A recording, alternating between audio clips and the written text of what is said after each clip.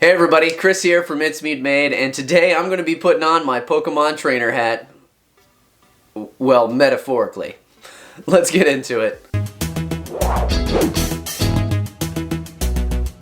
So the 9th generation of Pokemon starters have been announced, and it is wild to me that this is the 9th generation. Because I remember when I was a kid, I was playing Red and Blue and trying to catch all 150 and playing my Game Boy with that beautiful green screen and all those wonderful pixels. So I have all of the models for those 3 starters. And I got them from my Patreon that I follow called My Pokeprints. And I'll go ahead and put a link to that profile in the description if you're wanting to get these models too. So I'm going to be getting started today painting Quaxly, the water type Pokemon. So let's jump over to the table and get started. So the print itself turned out pretty good. I did go ahead and sand it in some of the bigger areas to get it even smoother than it already was. Then I went ahead and glued the body to the head and used a little bit of plastic putty in that crack. Once that was all done, it was time to throw it in the spray booth and apply some primer to this so I can get started. I'm using the gray Vallejo surface primer. This is like my favorite airbrush primer because it's thin enough and you can just pour it right into the pot. Quick tip, take your watch off before you airbrush because I get paint on it every time and I always forget. So now I'm just getting a nice even coat all over the model and not getting it too heavy and making sure that there's just multiple thin coats until it builds up enough and I've got good coverage everywhere.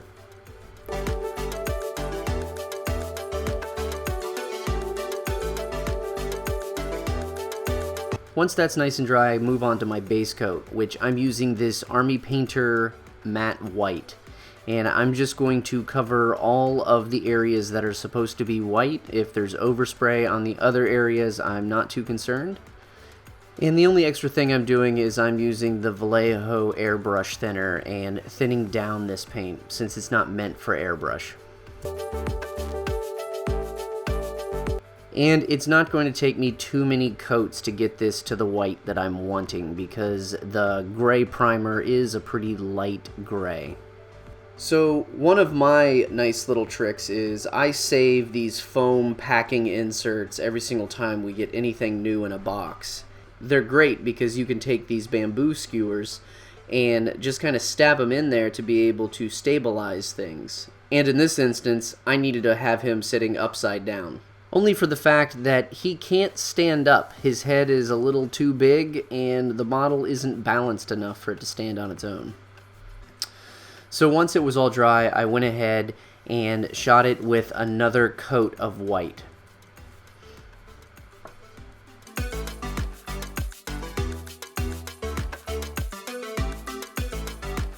I wanted to make it look just like the illustration with that shading from the underside of him.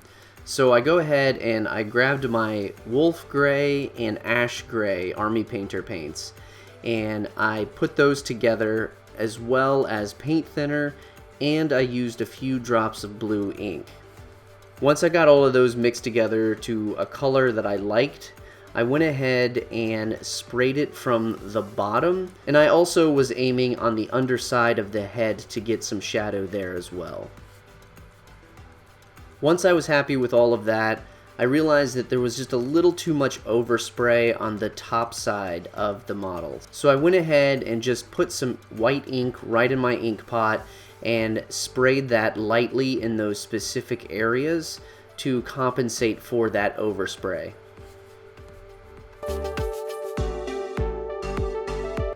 Once that was done, the next thing is the hair and the feet with that pale blue.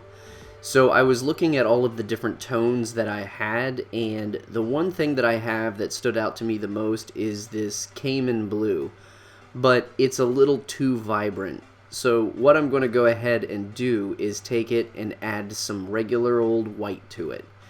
So I go ahead and eyeball the ratios that I think I'm going to need and go ahead and mix them together. So if you're following these kind of steps, if it's too blue, you can add more white, and if it's too pale, you can add more blue. That's the beauty of this. You may end up wasting a little bit of paint by creating too much, but I always falter on the side of I'd rather have too much paint than not enough and have to remix it to that exact tone again. After I added some water to thin the paint down, I go ahead and cover all of the surfaces that need that blue with a nice thin coat. I do know no matter what I do, I'm going to have additional coats, so I'm not rushing the process. That's the key here, and that's honestly always the key. Nice, thin, even coats.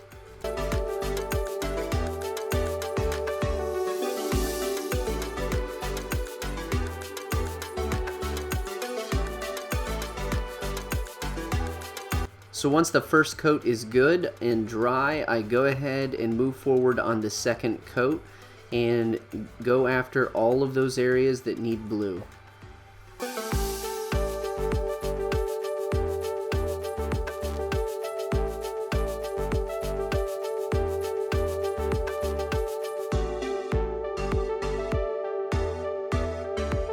Once all of the blue is dry, I go ahead and grab this yellow lemon from Folk Art, and that is what I'm going to be using for the beak because I'm really happy with how it matches the illustration. After that, it's the same process. I'm just taking my time, doing nice, thin, smooth.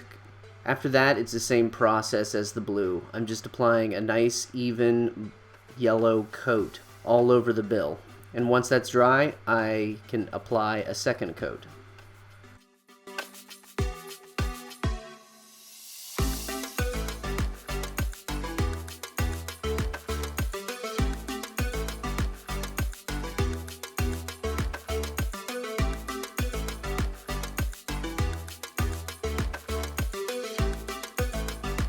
So once the bill was all nice and dry, I took some of that yellow and added in some white to have a lighter version of that.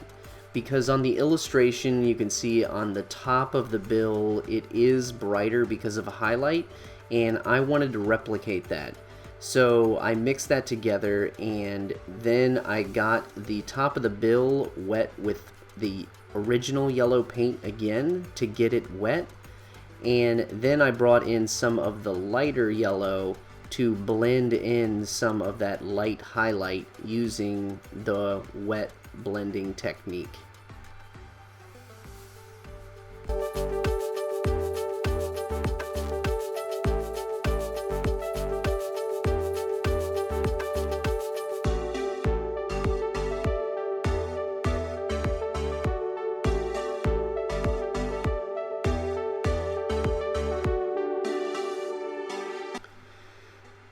Next on the list is the eyeballs. So the blues that I'm using for the eyes is Award Blue and Blue Kazoo. And these are both apple barrel paints. And what I'm going to be doing first is using the Award Blue because it's the deeper blue. And I'm painting the entire iris with that. Then I'm going to be doing a wet blend with the Blue Kazoo, because that's just so much fun to say. But the Blue Kazoo is what I'm going to be doing the wet blend on to give it that gradation that you see in the illustration as well. Because the whole key here is I really just want it to look like that cartoon. And honestly, once I saw the paint on the paint palette, I realized that the Blue Kazoo is still just a little too rich, so I added just a little bit of white in there to kind of brighten that up a bit so it's not as deep and vibrant as the Award Blue. And you'll also notice that I threw in some flow improver, and that just helps the paint stay wet longer. It kind of slows down the drying process, and that definitely helps when you're doing a wet blend technique.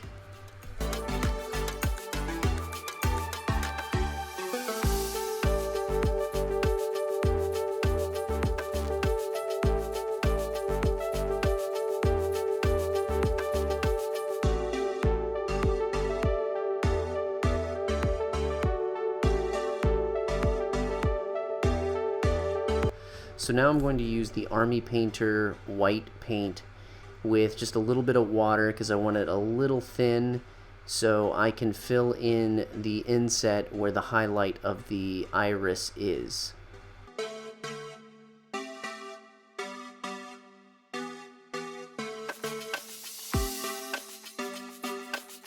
The next step, I'm going to be getting my really good lining brush and really start to get those edges and lines. And I'm making sure I got a good amount of paint, but not too much, so I keep wiping it on myself because I wasn't wearing a glove. But you can see that I just have little strokes, and I'm just kind of following it along that path. And I know I might be making this look easy, but I will say just about anything in this video takes a lot of practice, and I can't even tell you how many models I've painted to be able to get some of the edging like I am now, and I don't even consider myself the best at this. I just know I can stay within the lines. And an important thing is, if you do mess up, have a Q-tip right beside you, and if you dab it in water and just rub it very gently, you can wipe away that paint while it's still wet very easily. I just warn you, be very careful, because you can wipe away the white paint as well, or whatever your base color is.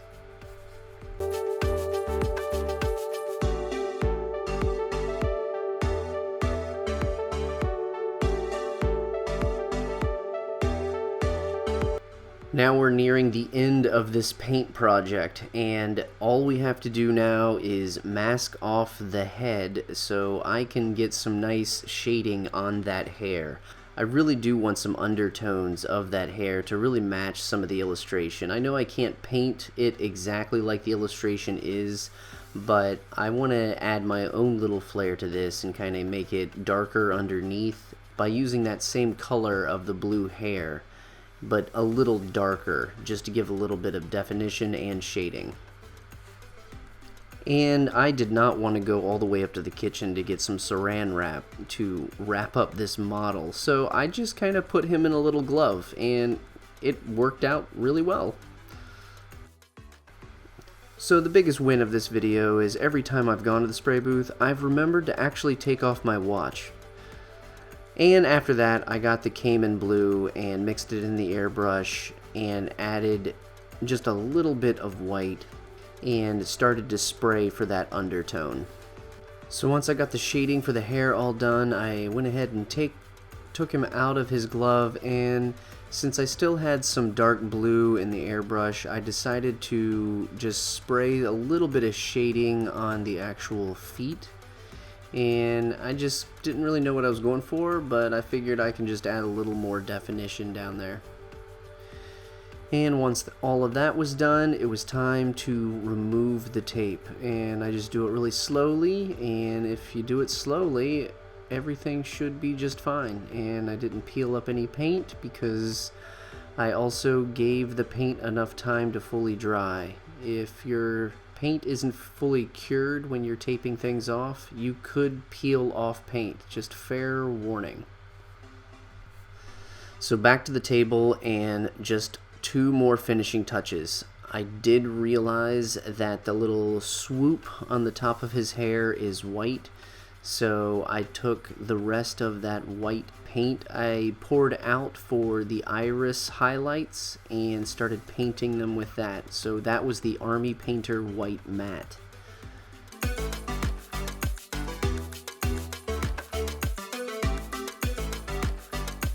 Once that's all painted, I only had the last finishing touch I wanted to do, and it was really just to give this model a little bit of life. So I broke out my gloss varnish and decided to paint over the eyes 100%.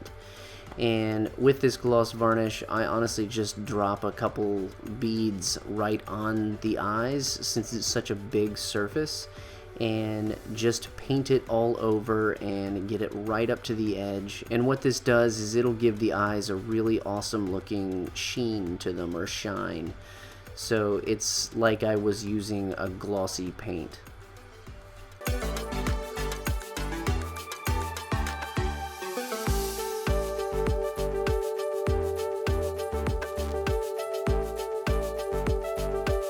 So this was such a fun print. And I don't know about you, but every time I paint a Pokemon, I just have a smile on my face every single time. Maybe I'm just a little bit nostalgic, and maybe they're just fun. But this guy is awesome. He's definitely got a little bit of a Donald Duck feel. But He is the water type Pokemon Quaxly. I don't know if Quaxly would be my top pick, but who knows. Leave me a comment and let me know if he would be your top pick. We'll see. So let's go ahead and jump over to the turntable so we can see him up close. If you like what you've seen today, please feel free to hit the subscribe button. That way you don't miss any of the videos that I produce every week, all focused around 3D printing and painting 3D prints. Other than that, I wish you all a great day.